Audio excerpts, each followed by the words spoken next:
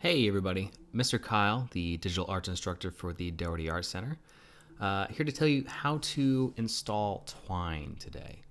Twine is a really cool program. It's kind of like a choose your own adventure program, making a lot of really cool text-based adventures. So let me show you how to get there. So using any browser that you have, if you type Twine up at the top, Twine. And it's going to be this first link up here at the top. So there's a couple of options. You can download for Windows, Mac, or Linux, depending on the system you have, or you could even use it online if you would prefer. I'm going to be downloading the Mac OS version. All right, when this downloads, you click on this little tab here, Show in Finder.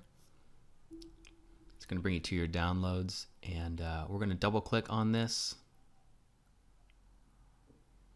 And it's going to mount our drive. We just drag it into our applications. Let me give you a brief little tutorial of how Twine works. So starting out, you'll have a window like this when you open it. If you want to start a new story, just click on the New Story button. Give it a name.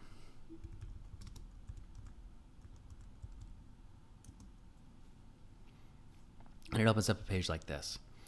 To start editing your document, if you double click on your untitled passage, you can give it a name, call this Start.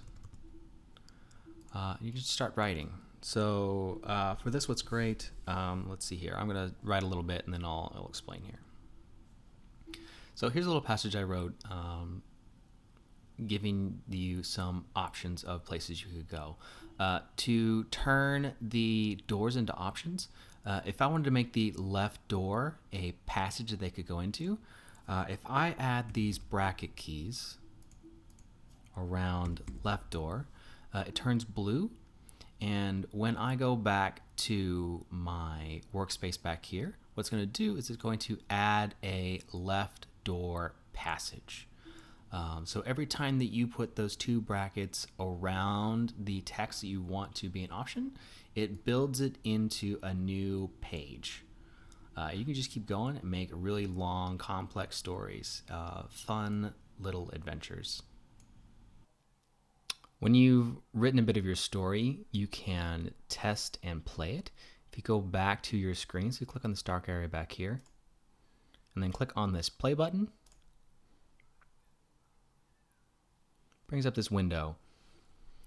So then you can see that you have the choices in blue. And this just allows you to go down your branching path. Hope you have some fun experimenting with Twine.